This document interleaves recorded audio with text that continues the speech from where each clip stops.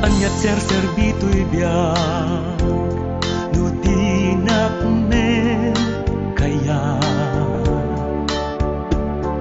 ngamin nabayagan biyag ko nagdatdaton to'y numo no awaten nak ite tuken kani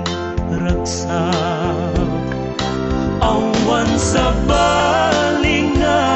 aya itibiyag ko no di sikat agmay-may sa kato'y puso awan sa baling nga aya aglawas man ti panawen tiyak ko ulos agbalbaliw daytoy rik na kumwaminas awan sa baling nga aya itangain ka inawa